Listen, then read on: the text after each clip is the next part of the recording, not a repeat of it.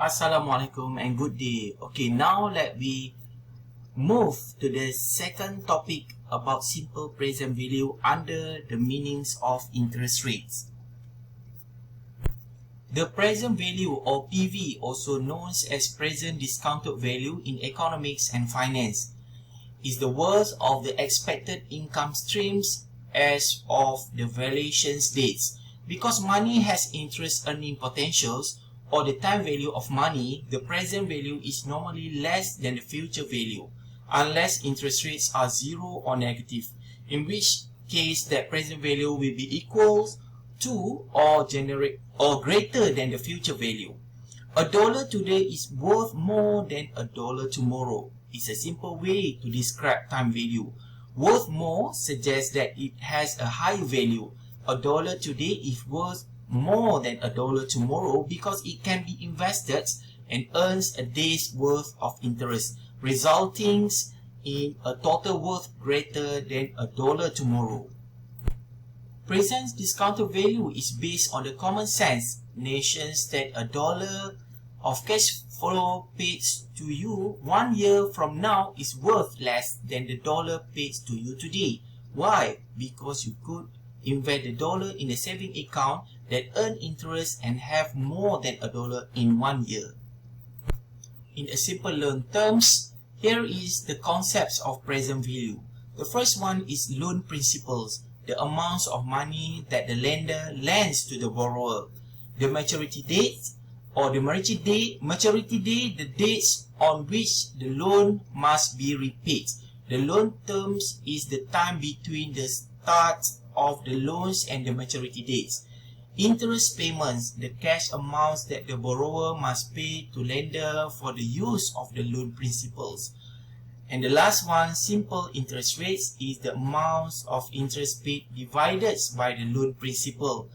The proportions of the principals that must be paid to the lender as interest, regardless of the loan periods. It is customary to express on an annual basis.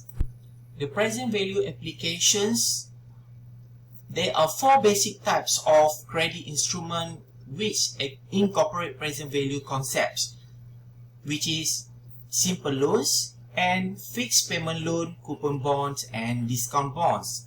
What is the PV if $1 received 1 year from now?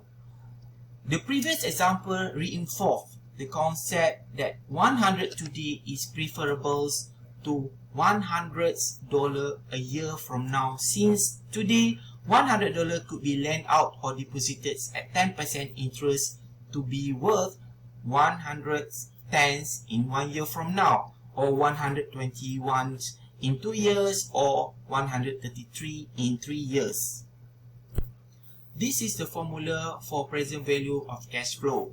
The present value, which is PV, of a sequence of cash flow is the totals of the present value of all cash flow, which is CF at time 0. Calculation for the PV of a single lump sum future value, which is FB at time ends and interest rate. So this is the formula of present value. PV equivalent to FB divided by 1 plus I to the power of n. And then we determine present value for the cash flow for that one period, PVN, by substituting cash flow for time periods n, which is CFN, for FV, and interest rate for the same periods IN. So the formula will be PVN equivalent to CFN over 1 plus IN to the power of n. The sums of individual cash flow is the equations for the present value of the cash flow series in the total number of period is n.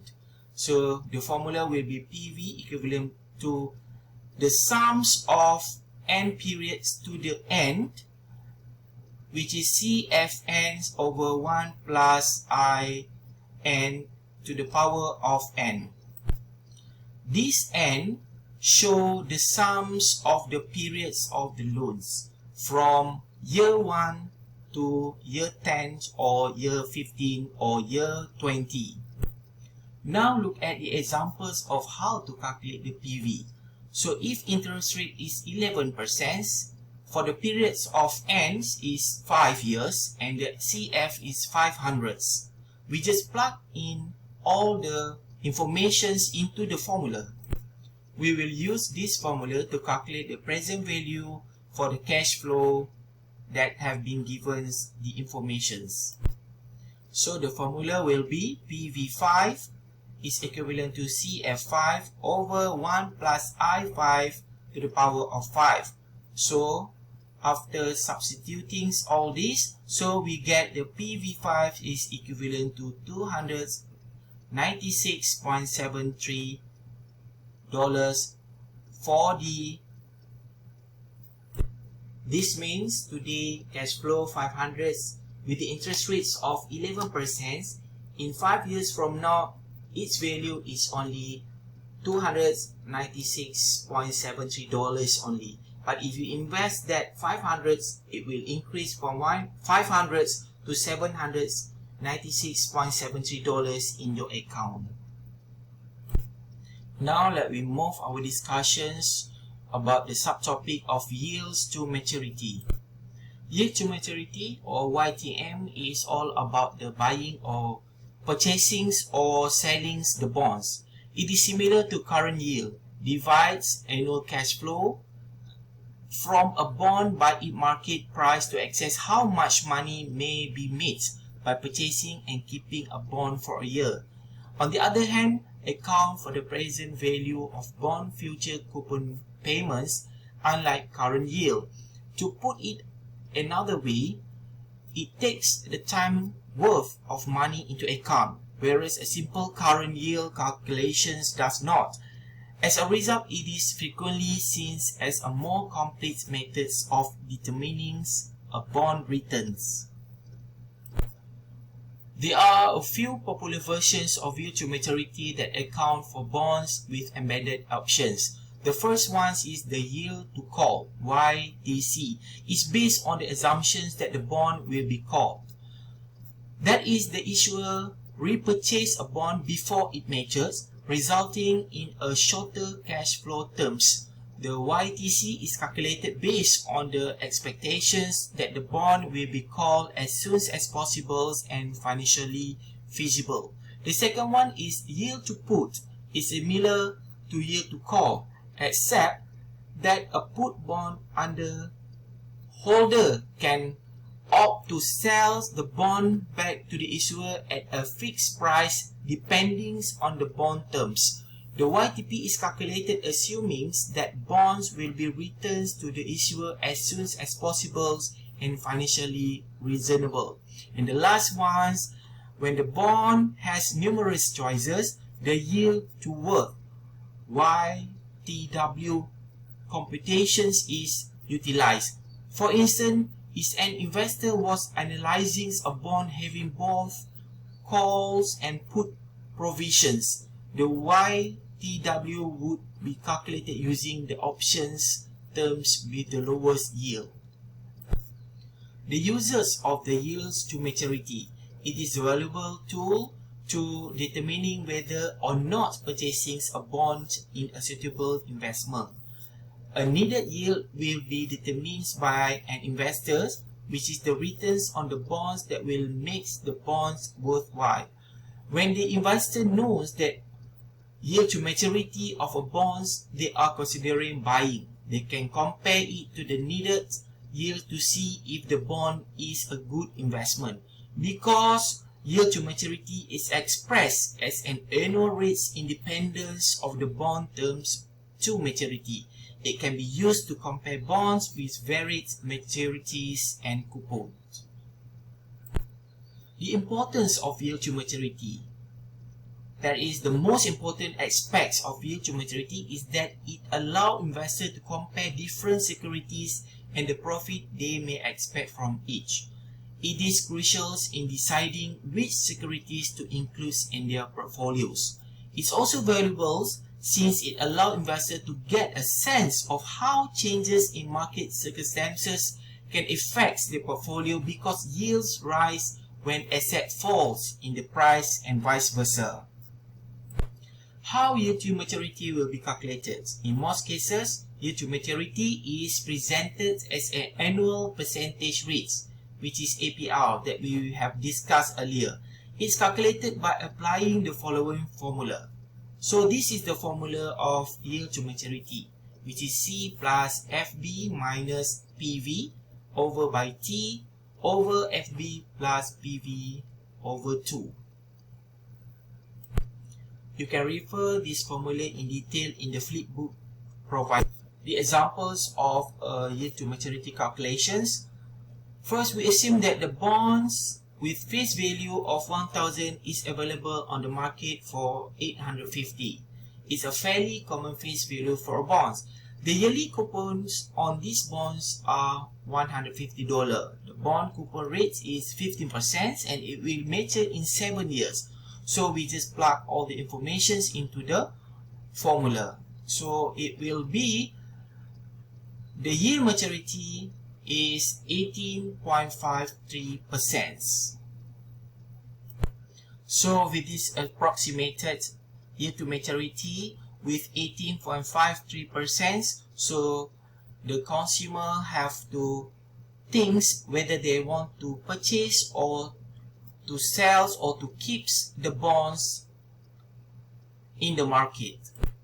Now let me discuss about the distinctions between real and nominal interest rate. What is the real interest rate? The interest rate that is adjusted for expected changes in the price. The real interest rate is equivalent to interest rate minus inflation. Okay, so this is the formula of it. So the real interest rates more accurately reflects true cost of borrowings. When real interest rate is low, there are greater incentive to borrow and less to lend. What is nominal interest rate? The interest rate before inflation is referred to as nominal interest rate. The advertised or stated interest rate on a loan without any fees or compoundings of interest is referred as to nominal. The nominal interest rates or N for a specific periods when the effective interest rate is known can be calculated as this formula, where E is effective rates and M is the numbers of compounding periods. The difference between nominal and real interest rate is the real interest rate, unlike the nominal rates, take inflation into account, which is nominal interest rate is equal to the real interest rate plus inflation rates, or nominal rate minus inflation rates. We call it real interest rate. Is the equations that connects nominals and real interest rates. Investors prioritize the real interest rate rather than the nominal rates to minimize purchasing power depreciations due to inflations. Observing the interest rates on Treasury Inflation Protected Security (TIPS) is one technique to access the real rates of returns in United States. The difference between the Treasury bond yields and the yields on TIPS of the same maturity provide an estimate of the economy's inflation expectations. For example, if the nominal interest rates of a 3-year deposit is 4% and the inflation rate is 3% over that time period, the investor real rate of return is 1%. In contrast, if nominal interest rate 2% and yearly inflation is 3%, the investor purchasing power erodes by 1% every year. Now look at the distinctions between interest rates and return. The rate of returns is the gains or loss of investment over a period of times. It's referred as the ROR. In other terms, the rate of return is the difference between the gains or loss of the cost of an initial investment using stated as a percentage. There are 5 alternative measures of returns that you can refer in the flipbooks provided. This is the formula of rates of returns that you can find in the flipbook provided. The examples of calculation the rate of returns also can find in the flipbook provided. Thank you and see you again.